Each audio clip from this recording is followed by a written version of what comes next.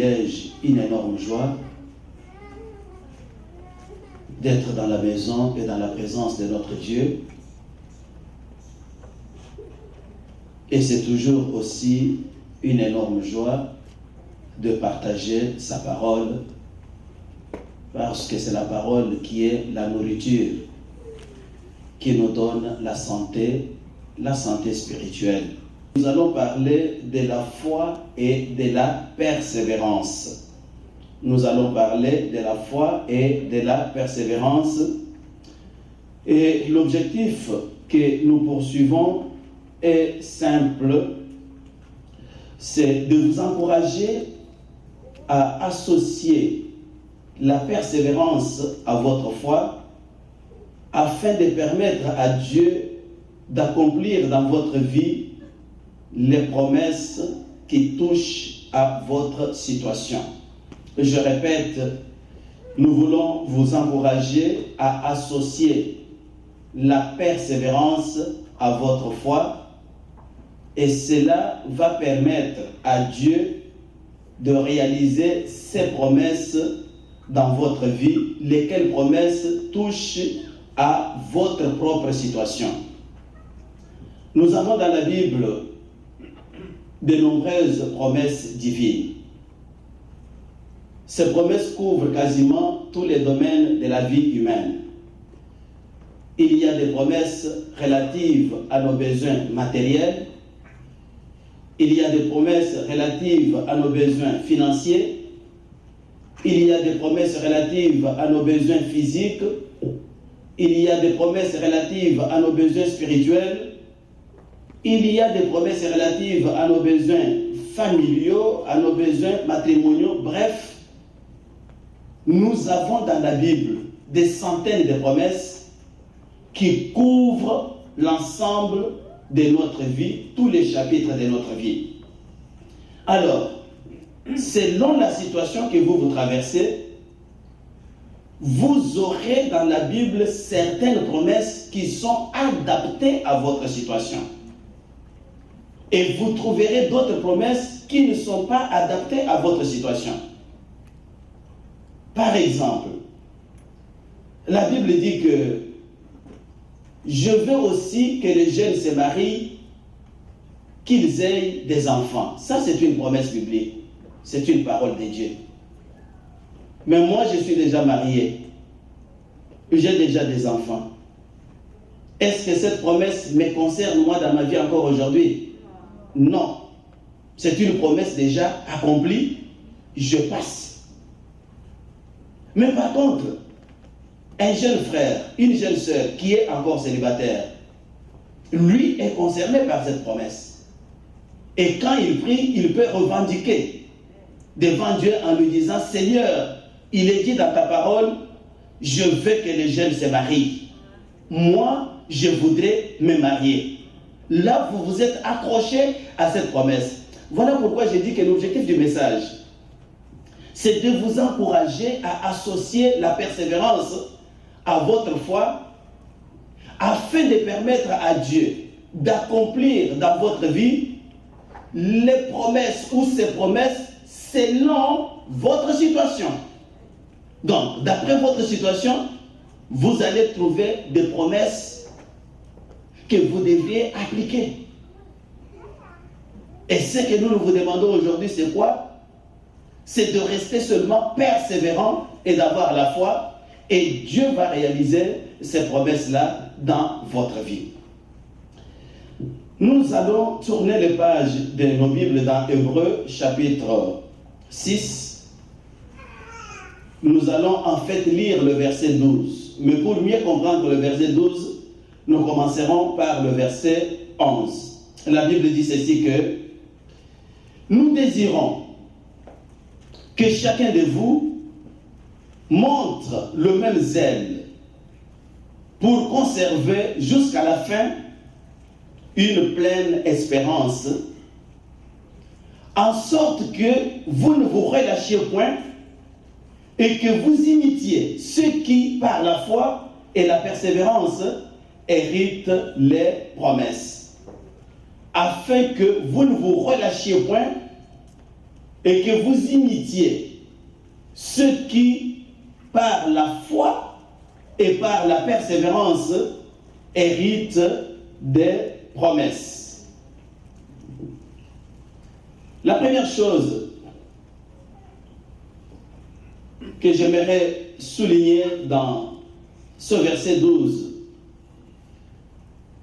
ce sont les deux éléments qui servent des conditions de base qui permettent à Dieu d'accomplir ses promesses dans la vie d'une personne.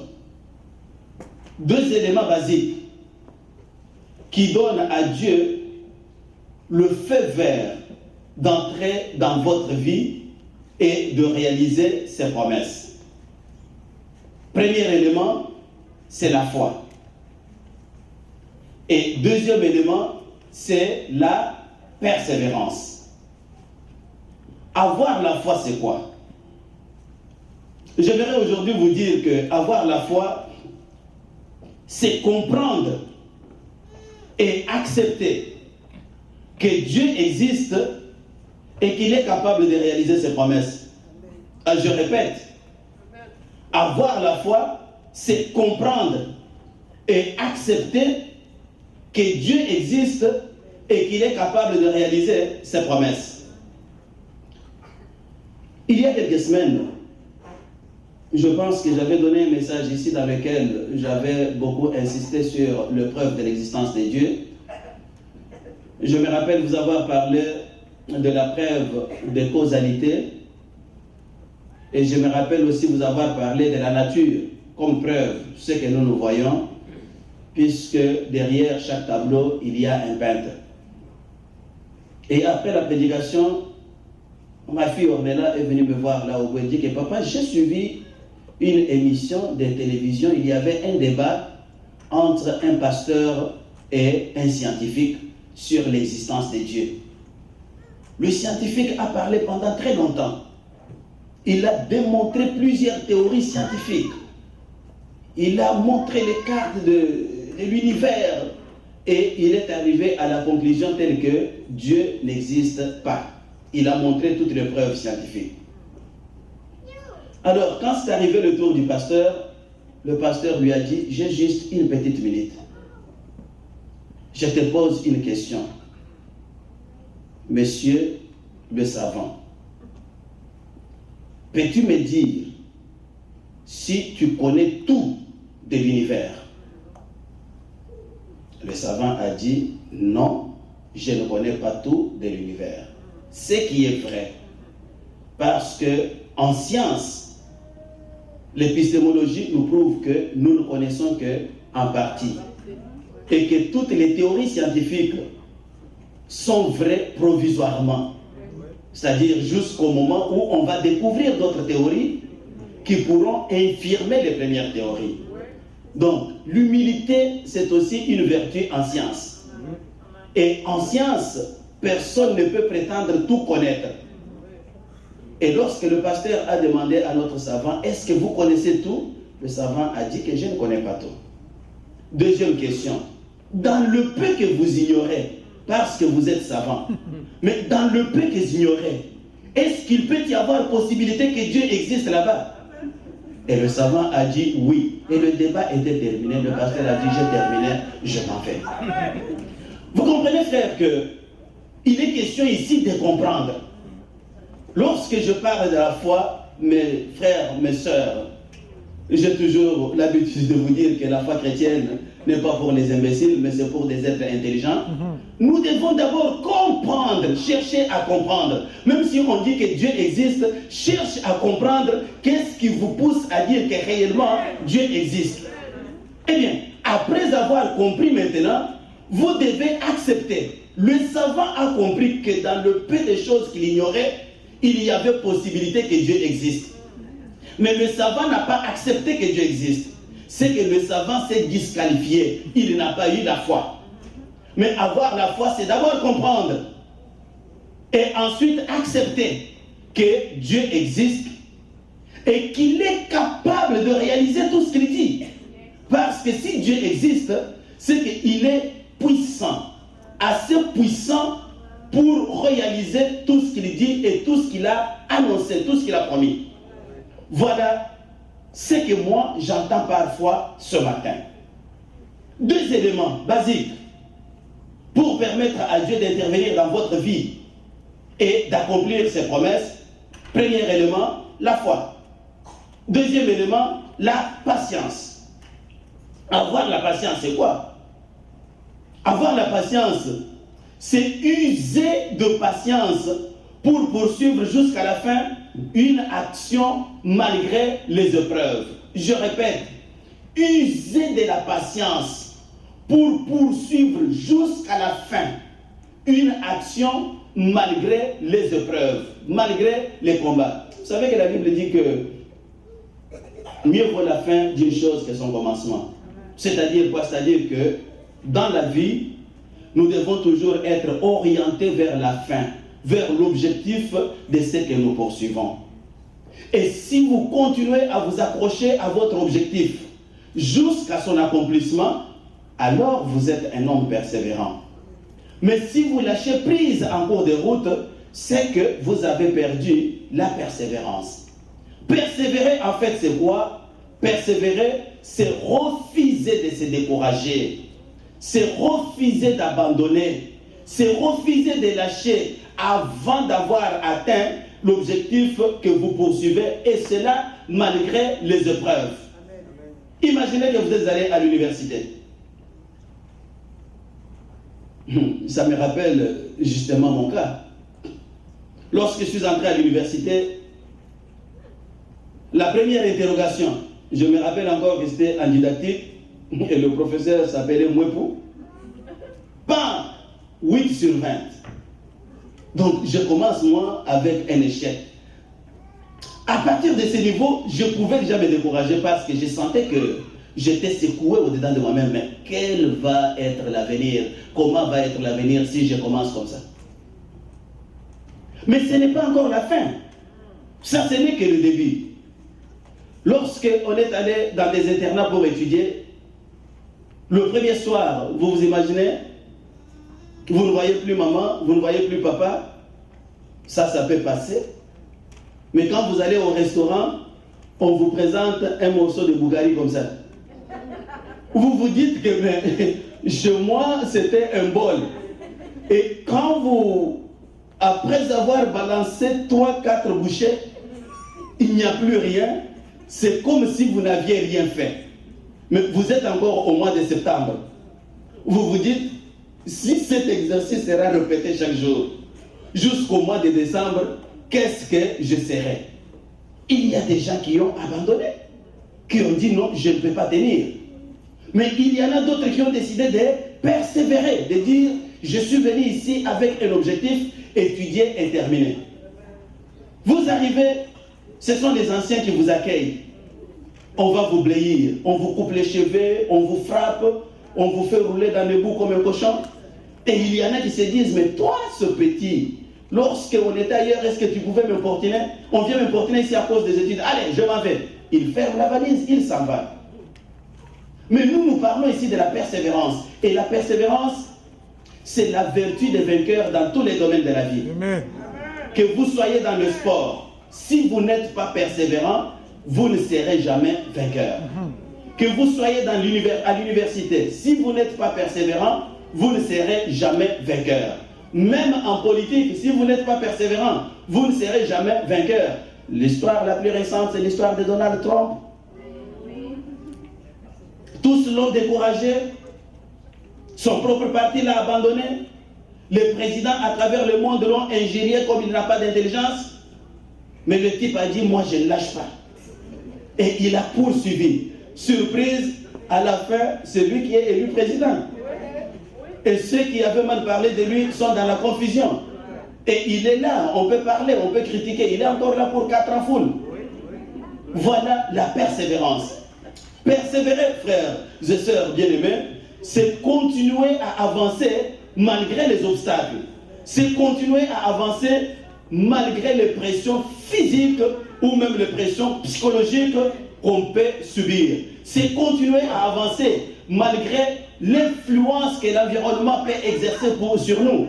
on peut vous décourager, vous dire, arrêtez-vous, mais vous devez faire fi de tout ce que vous entendez. Vous poursuivez votre marche jusqu'à la fin, alors vous verrez la manifestation de la gloire de Dieu.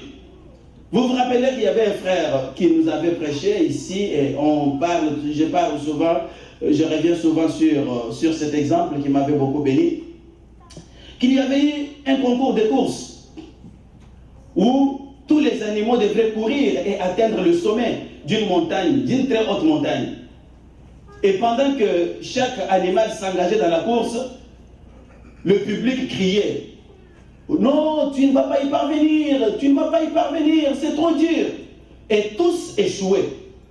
Et on a vu un petit crapaud arriver, une petite grenouille, elle montait et on criait aussi, non, tu ne vas pas y parvenir. Mais malgré ces cris, la petite grenouille avançait, pouf, elle a atteint le sommet. Alors les gens étaient surpris. Ils se sont approchés de la grenouille pour chercher à voir, mais c'est quoi au juste? Ils se sont aperçus que la grenouille était sourde, qu'elle n'entendait pas. Pour dire quoi? Pour dire que vous êtes persévérant, vous voulez atteindre votre objectif, résistez à toutes les influences négatives autour de vous. Parce que les gens feront un effort pour vous décourager, pour vous dire que non, au Canada, là, personne ne peut réussir. Oui, dites, c'est vrai, personne ne peut réussir, mais moi, je ferai la différence. S'il faut que je sois le premier à entrer dans les annales, que moi, je vais réussir, moi, je vais réussir.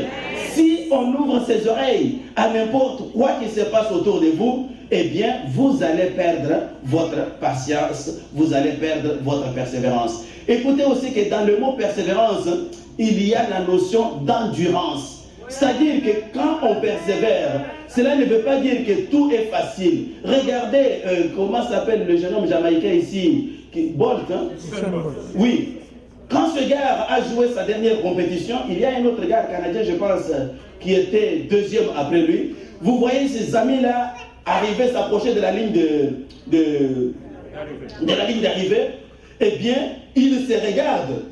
Hein? L'un regarde l'autre et dit, petit, tu ne vas pas arriver ici. Mais quand vous regardez la face de ce garçon-là, vous dites qu'il peut péter. Donc, il a fait tous les efforts possibles. C'est qu'il avait mal. Parfois, il tombe et il s'essouffle. La persévérance ne veut pas dire que tout est facile. La persévérance veut dire qu'il y a des obstacles, il y a des efforts à faire, il faut endurer. Parfois, les gens viennent dans la foi chrétienne, ils s'imaginent que les choses sont faciles. Non, frère, partout où on parle de la persévérance, comprenez qu'il doit y avoir des efforts à faire. Comprenez que ça va faire mal, mais ce mal-là ne peut pas m'arrêter. Regardez, revenons dans la foi, regardez. La Bible nous dit dans Éphésiens chapitre 6 que Dieu nous a dotés de toute une arsenal d'armes spirituelles, vrai ou faux? Eh bien, nous avons beaucoup d'armes. Ce qui fait que quand vous croyez au Seigneur Jésus-Christ, l'une des premières choses que le Saint-Esprit vous donne, il vous dit, Kounda, prends. Voici ton épée. Voici ta casque. Voici ton bouclier. Voici tes bottes. Il te donne. Mais réfléchissons un peu. Vous venez de voyager aujourd'hui, vous quittez le Canada et puis vous, pour un séjour en Chine, vous arrivez en Chine, mon frère Oscar vient t'accueillir, il dit, ah bon, maman, Anton, vous êtes venu ici, merci maman, bienvenue, le pays est bon. Voici votre chambre d'hôtel et puis voici la cuisine. Avant de partir, Oscar sort une Kalachnikov. Maman, tenez ça. Et il part. À quoi allez-vous penser?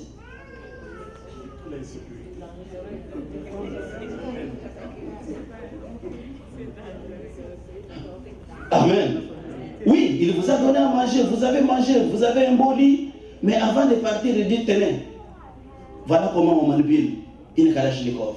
En tant que personne intelligente, vous allez comprendre, ce pays est dangereux et on m'a armé pour que je puisse me défendre. Mais lorsque vous venez dans la foi et Dieu vous donne des armes, qu'est-ce que vous comprenez par là?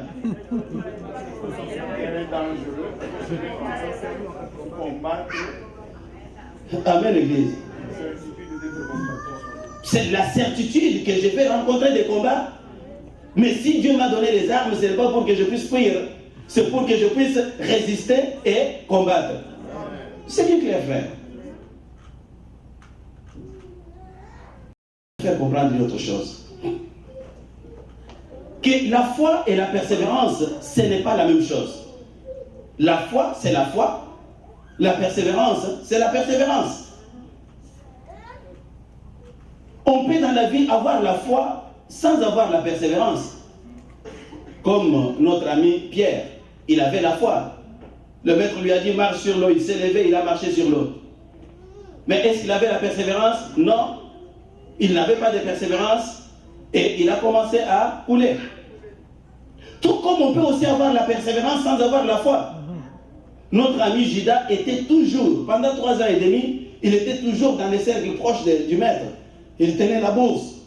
Mais est-ce qu'il avait la foi que cet homme, c'est le Fils de l'homme de Dieu et c'est lui le Rédempteur du monde? Non. Il le voyait comme un objet à vendre pour avoir de l'argent. Même chose encore aujourd'hui.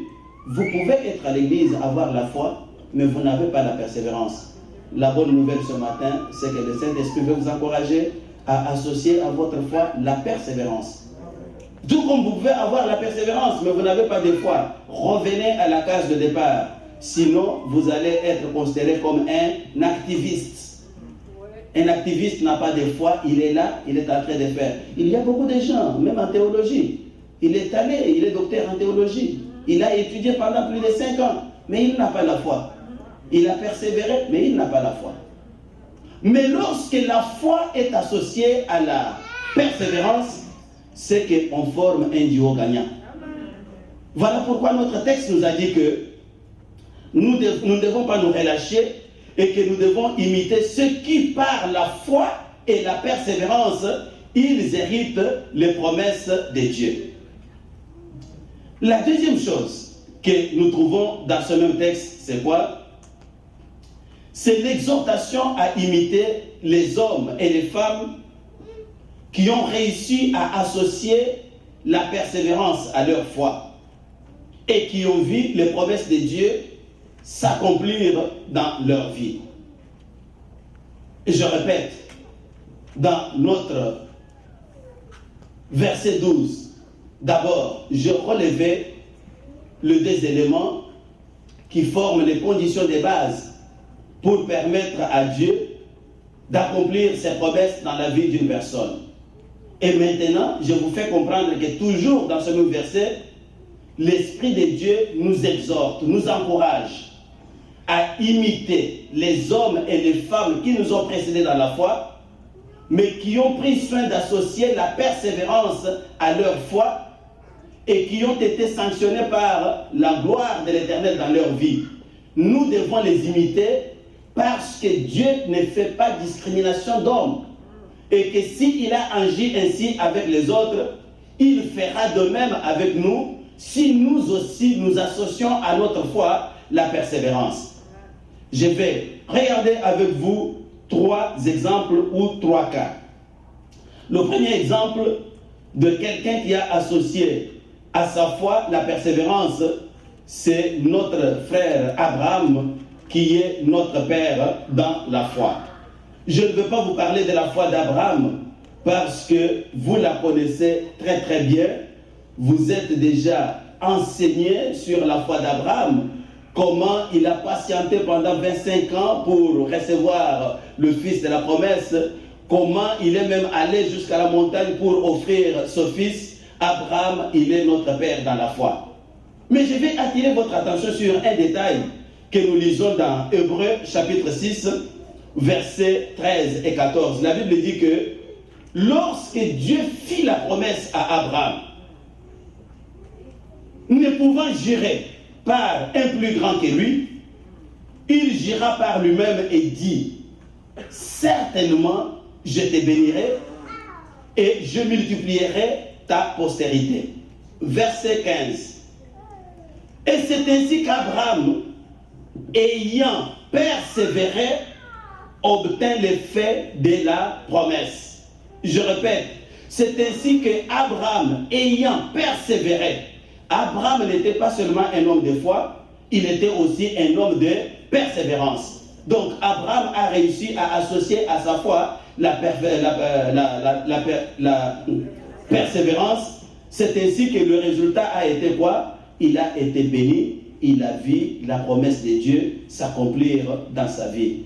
De même, mon frère, ma soeur, si Dieu a accompli sa promesse dans la vie d'Abraham, parce qu'Abraham a associé la persévérance à la foi, de même, c'est Dieu là va accomplir sa promesse dans ta vie si tu associes à ta foi la persévérance, c'est-à-dire si tu ne lâches pas, c'est-à-dire si tu n'abandonnes pas, c'est-à-dire si tu t'accroches à ton objectif en croyant du fond de ton cœur que le Dieu qui a donné la promesse, il est aussi capable de l'accomplir, alors Dieu accomplira cette promesse dans ta vie.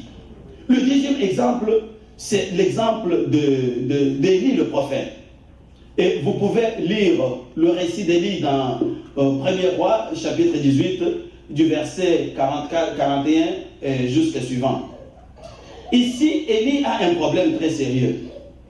Le problème, c'est que Élie, pour défier les prophètes de Baal, pour défier, pour réprimander les enfants d'Israël qui étaient devenus très idolâtres, et même pour punir aussi le roi Akab qui avait laissé entrer l'idolâtrie en Israël, Élie a fermé le ciel pendant 3 ans et demi pour qu'il n'y ait pas de pluie. Vous connaissez l'histoire. Mais au bout de ces 3 ans et demi, Élie a eu besoin de rouvrir le ciel.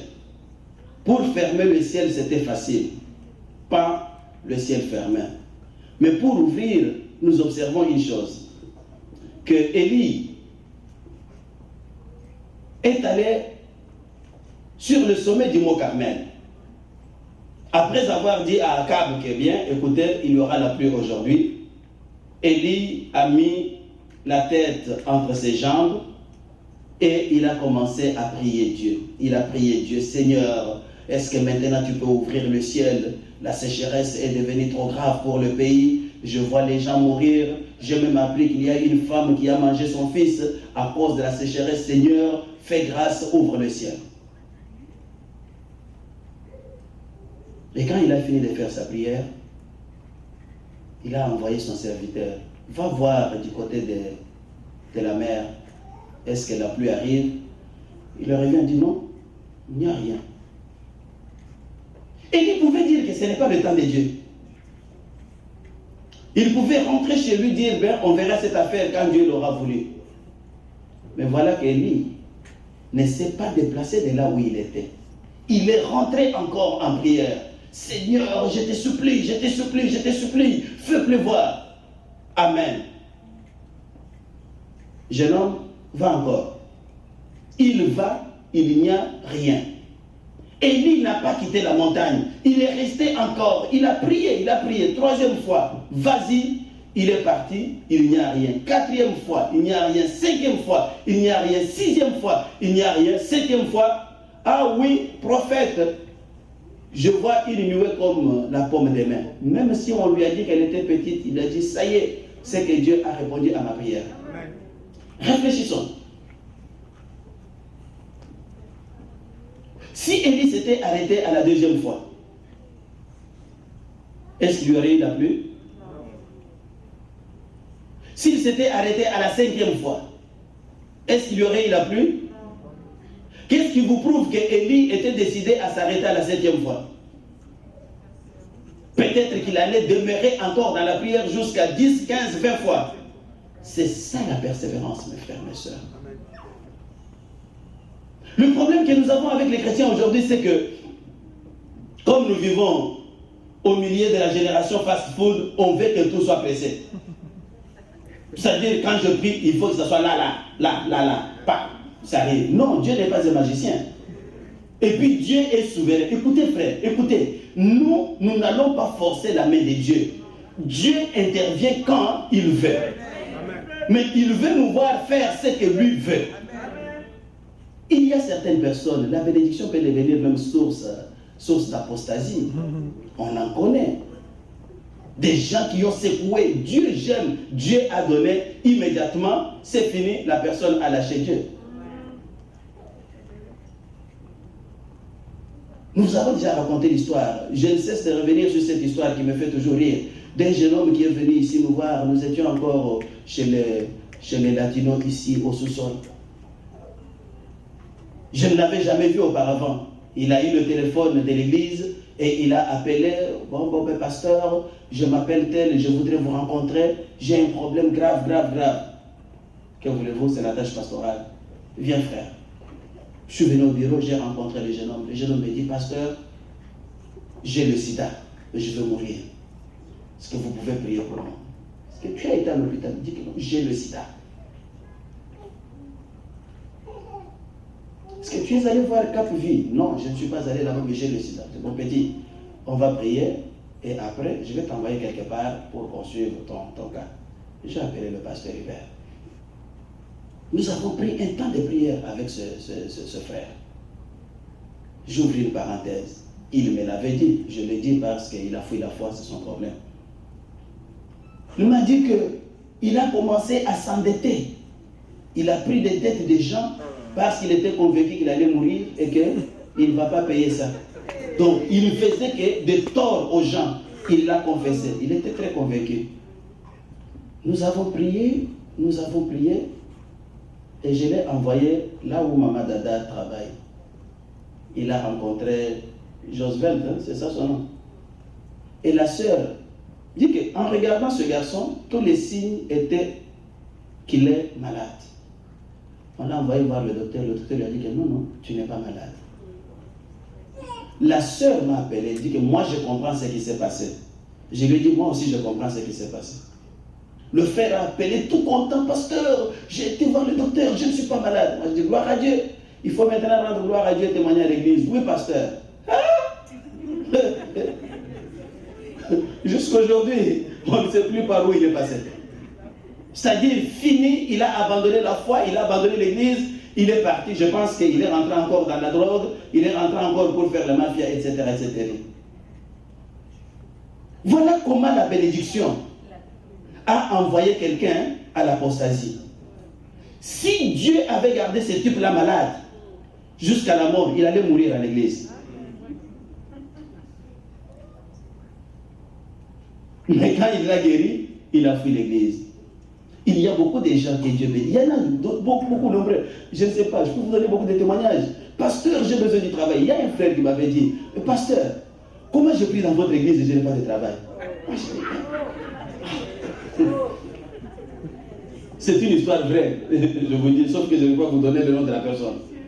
Moi je dis, frère, mais c'est Dieu qui fait, ce n'est pas moi. Prions Dieu. On a prié, Dieu lui a donné le travail. Dans les jours qui ont suivi, frère, je ne te vois pas à l'église. Pasteur, boulot. Frère, je ne te vois pas à l'église. Pasteur, travail. Fini. Aujourd'hui, il n'est même plus sur la liste des membres de l'âge. Hein? Je le vois seulement sur Facebook. Il n'est plus sur la liste des membres de l'âge. Pourquoi? À cause du travail. Vous voyez? Parfois, Dieu peut ralentir les choses en attendant le temps favorable. Yes, le temps où vous allez devenir mature pour supporter ce qu'on va vous donner. On peut vous donner quelque chose qui est plus grand que votre gorge. Vous ne saurez pas l'avaler, vous ne saurez pas le vomir non plus. Amen. Et pendant ce temps, qu'est-ce que Dieu attend? Dieu attend que nous puissions persévérer. Élie a persévéré et Dieu s'est glorifié en lui donnant ce qu'il voulait. Le troisième exemple que je vous donne, c'est l'exemple du paralytique de la piscine de Bethesda que nous trouvons dans Jean chapitre 5.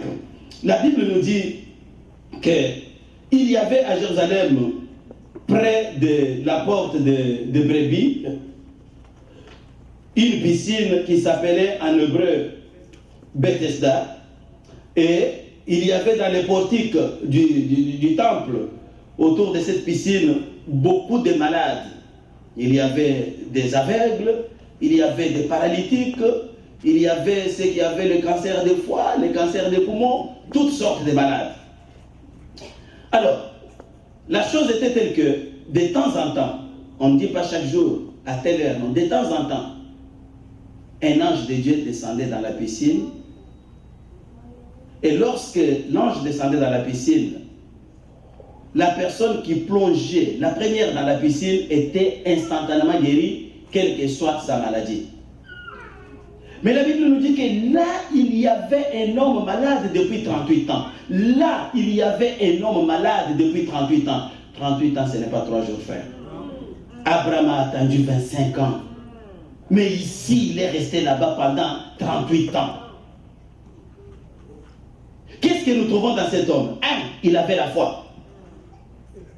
Et 2, il avait la persévérance. Il avait la foi parce qu'il croyait que le jour où moi je vais plonger dans l'eau, je serai guéri. Il avait la persévérance parce qu'il s'est dit, moi je ne vais pas partir d'ici sans avoir atteint mon objectif. Je ne sais pas s'il est allé là-bas jeune. Je ne sais pas s'il a été là-bas adolescent. Il a vieilli dans le portique du temple. Les gens l'ont vu à l'âge de 5 ans, assis là-bas. Il a grandi, il a vieilli. Il dit, moi je ne bouge pas. Mon frère, ma soeur. À la fin de son histoire, un jour, il a croisé Jésus-Christ et Jésus lui a dit, prends ton lit, lève-toi, marche. Il a pris son lit, il s'est levé et il a marché. Il a quitté ce jour-là le portique du temple. Pourquoi? Parce que son objectif a été atteint. Mais qu'est-ce qui a été le secret de son objectif? 1, sa foi, et 2, sa persévérance. Dieu veut te voir ce matin, mon frère, ma soeur. Dieu veut te voir associer à ta foi la persévérance. Ne lâche pas, ne te décourage pas. Dieu est fidèle. Attends ton temps va venir. Le problème, c'est que nous sommes pressés. Nous voulons demander le matin et obtenir le soir. Non, Dieu veut te voir persévérer. Ne bouge pas. Et au bout de ta persévérance, il y a quelque chose qui va se passer. Dieu est fidèle. Il tient à ses promesses. Il va réaliser ses promesses. Lisons Hébreux chapitre 6, 17 à 18. Pour voir comment Dieu est déterminé à accomplir ses promesses dans votre vie. La Bible dit ceci que c'est pourquoi Dieu vous l'a montré avec plus d'évidence aux héritiers de la promesse. L'immutabilité de sa résolution intervient par un serment afin que par 2 choses immuables dans lesquelles il est impossible que Dieu mente, nous trouvions un puissant encouragement, nous dont le seul refuge a été de saisir l'espérance qui nous a été proposée. Un très beau verset, mais un verset difficile à comprendre. Essayons un peu de le découper petit à petit, morceau par morceau. La Bible dit, c'est pourquoi Dieu vous l'a montré avec plus d'évidence. C'est-à-dire, Dieu veut montrer avec beaucoup plus de clarté. Le mot évidence appartient souvent au domaine de la science et est relié à la preuve. Quand on donne des preuves évidentes, c'est qu'on donne des preuves indiscutables. Alors, Dieu vous l'a montré avec plus de clarté. Vous l'a montré sans aucun nombre de doutes. Vous l'a montré à qui? Vous l'a montré aux héritiers de la promesse. Mais les héritiers de la promesse ici, c'est qui? Galates chapitre 3, verset 7 le clarifie. Que ceux qui croient en Jésus-Christ sont alors les fils d'Abraham. Celui qui a reçu la promesse ici, c'était Abraham. Mais ils ne peuvent être les héritiers de la promesse. C'est-à-dire que le patrimoine d'Abraham était la promesse. Le patrimoine d'Abraham, ce n'était pas les Jeep Cherokee. Est-ce que quelqu'un m'entend bien? Bien. Le patrimoine d'Abraham, c'était la promesse qu'il tenait de Dieu. Mais la Bible nous dit que Dieu a voulu montrer avec beaucoup de clarté aux héritiers de la promesse. Pour être un héritier de Kadima, il faut être un enfant de Kadima. Mais sinon, vous allez taxer de voleurs, frère. Et si nous sommes les héritiers de la promesse d'Abraham qui avait été donnée à Abraham, nous devons d'abord nous qualifier pour être les enfants d'Abraham. Et en tant qu'enfants d'Abraham, nous devenons alors des héritiers naturels. Donc, quand la Bible dit que Dieu a voulu montrer aux héritiers de la promesse, les héritiers de la promesse, c'est vous, c'est moi, nous qui avons cru en Jésus-Christ. Et en croyant en Jésus-Christ, vous devenez héritiers de toutes les promesses qui étaient prononcées sur Abraham. Et vous pouvez les revendiquer de droit. Eh bien, Dieu voulant montrer avec plus d'évidence aux héritiers de la promesse, il voulait leur montrer quoi? L'imitabilité de sa résolution. C'est-à-dire quoi? Quelque chose qui est immuable, c'est quelque chose qui ne change pas, qui ne peut pas changer. Mais qu'est-ce qui est immuable ici? C'est sa résolution. Quelle est cette résolution? C'est sa décision de bénir, sa décision d'accomplir ses promesses, sa décision de réaliser ses promesses dans la vie d'Abraham et dans la vie de sa postérité. Et Dieu veut nous montrer à nous qui sommes la descendance d'Abraham qu'il ne pourra jamais changer sa décision de nous bénir. Est-ce que quelqu'un m'écoute bien? Dieu ne pourra jamais changer sa décision de vous bénir, sa décision de vous faire du bien. Est-ce que vous croyez en cela? Je répète, la Bible nous dit clairement que Dieu veut montrer à la postérité d'Abraham l'imitabilité de sa résolution. C'est-à-dire que Dieu est déterminé à vous bénir, il ne reviendra pas sur sa décision. Mais parce que Dieu sait que vous êtes des hommes de peu de foi, il a cherché à vous donner des preuves comme un homme. Et le verset continue et dit que, afin que, par deux choses immuables, des choses qui ne changent pas, dans lesquelles il est impossible que Dieu mente, nous, voilà maintenant, il a parlé d'abord des enfants, des héritiers de la promesse, et ici, il descend à terre, il dit, afin que nous puissions trouver un puissant encouragement. Quel encouragement? Un puissant encouragement pour croire et pour persévérer. Pourquoi? Parce que Dieu est fidèle à ses promesses, il ne va pas mentir. Et quelles sont les preuves que Dieu nous a données? Deux éléments immuables, dans lesquels il est impossible que Dieu puisse mentir. Quels sont ces deux éléments? Un, la promesse. Deux, le serment. Comment c'est là la promesse? La promesse parce que Dieu est vrai. Quand Dieu parle, sa bouche ne dit que la vérité. Donc, la promesse de Dieu, c'est un élément qui ne peut pas changer. Et deux, à la promesse, Dieu a ajouté le serment. Dans la vie de tous les jours, si un homme te jure pour dire « Je n'ai pas été au métro Côte-Vertu », c'est qu'il veut vous amener à croire qu'il vous dit la vérité.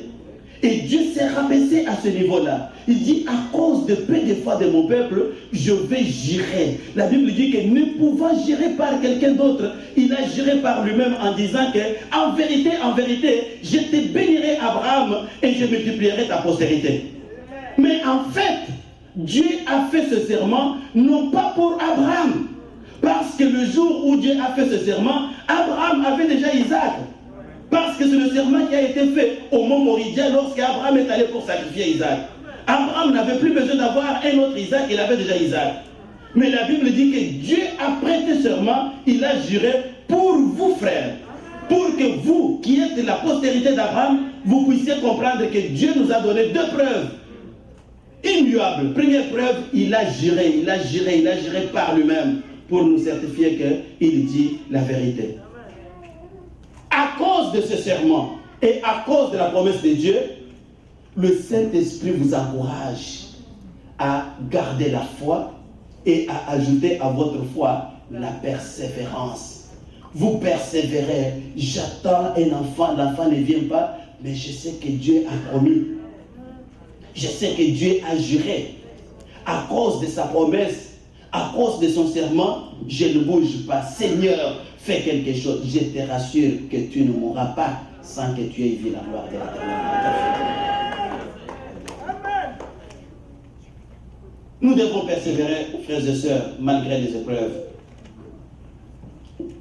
Nous devons persévérer malgré les combats de la foi. Nous devons persévérer malgré les pressions de l'environnement. Et persévérer dans la foi implique 4 choses. Je vais y ajouter une 5e chose et on va terminer. Parce que quand nous disons « je persévère dans la foi », c'est un peu vague. Comment est-ce que moi je vais regarder Fiston et comprendre que Fiston persévère dans la foi? Il y a des choses concrètes. 1. Persévérer dans la foi implique persévérer dans la prière. Pourquoi? Parce que lorsque vous regardez quelqu'un qui prie, n'est-ce pas, vous pouvez tirer la conclusion que cet homme, il croit en Dieu. Mais lorsque vous croyez quelqu'un qui ne prie pas, il ne peut pas vous convaincre qu'il croit en Dieu. Parce que c'est par la prière que nous entrons en contact avec Dieu, que nous parlons avec notre Dieu. Donc, la persévérance dans la foi implique d'abord la persévérance dans la prière.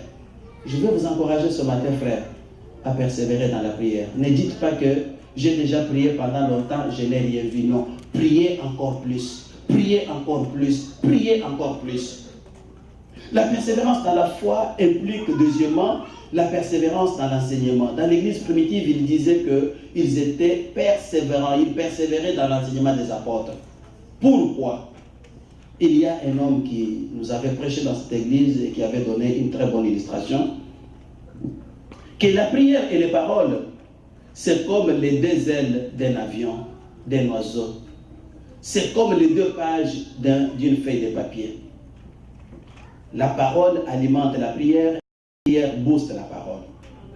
Quand vous priez, vous avez des révélations dans la parole. Il y a beaucoup de gens qui attendent toujours la rème, parce qu'aujourd'hui, les gens aiment bien les gros mots. Quand on prêche, on dit la rème, là tout le monde bouge, c'est bien. Mais où est-ce que vous allez avoir la rème de Dieu? Si vous n'êtes pas dans la prière, Dieu ne peut rien vous révéler dans sa parole. Amen. Mais quand vous êtes dans la prière, vous pouvez lire exactement, Dieu dépose quelque chose dans votre pensée qui devient votre rème. Donc, conjugaison de la prière et de la parole. Et quand on parle de la persévérance dans la parole, c'est que chaque jour que Dieu a créé, ne fût-ce qu'un verset, je vais le lire pour alimenter ma foi.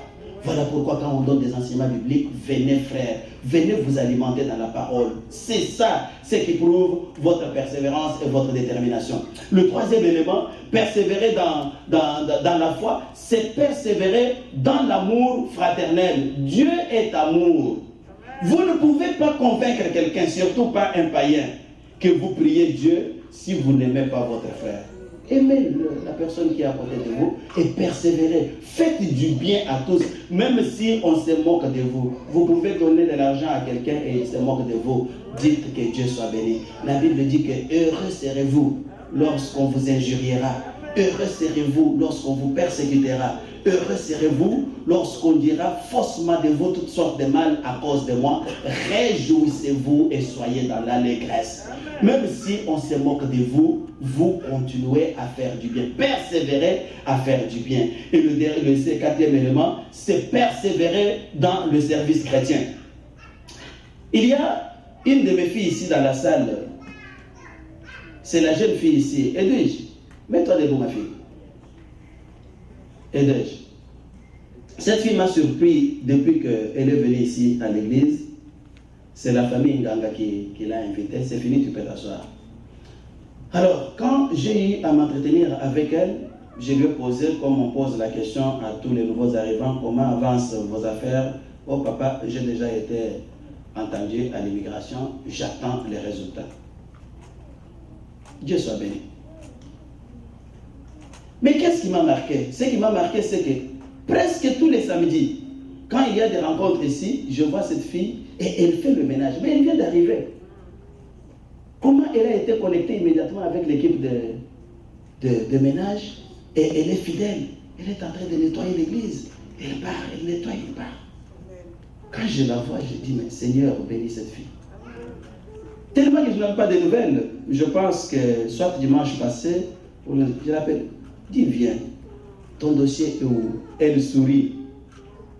Papa, depuis le mois de janvier où on m'a entendu, j'ai attendu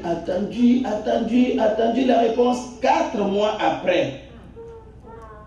Et là, on venait de me répondre, c'est positif. Je voudrais vous faire observer une chose. Cette fille peut se dire, mais écoute, je vais prier, je vais faire le ménage. Mais tout le monde attend 3 semaines. Là. Je suis déjà à 4 mois.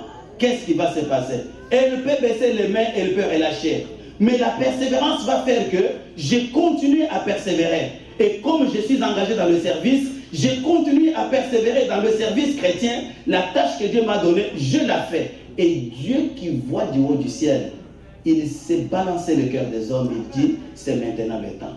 Et aujourd'hui, elle peut sourire, elle peut rire, elle peut dire, Dieu m'a béni. Frères, sœurs, tant que vous n'avez pas encore vu ce que vous avez demandé, si vous faites un service, persévérez dans le service. Si vous prêchez, persévérez dans la prédication, persévérez dans la prière, persévérez dans la chanson. Un jour viendra où Dieu va vous visiter. Ne vous dites pas que non, j'ai servi pendant des années, je ne vois rien, je prends d'abord un break. Non, il n'y a pas de break à prendre. Dieu va vous exaucer, il a besoin que vous puissiez continuer. Le dernier élément que j'ajoute, c'est la persévérance dans la sainteté. Apocalypse 22, verset 11 dit que celui qui est saint se sanctifie encore plus. Ne dites pas que je suis déjà saint, ça me suffit. Non, vous êtes saint, continuez à vous sanctifier encore. Alors, lorsque nous vous voyons persévérant dans la prière, quand nous vous voyons persévérant dans l'enseignement, quand nous vous voyons persévérant dans l'amour fraternel, quand nous vous voyons persévérant dans le service chrétien, quand nous vous voyons persévérant dans la sanctification, nous pouvons comprendre que vous avez une foi persévérante. Et grâce à votre foi persévérante, soyez sûr que le ciel va vous visiter.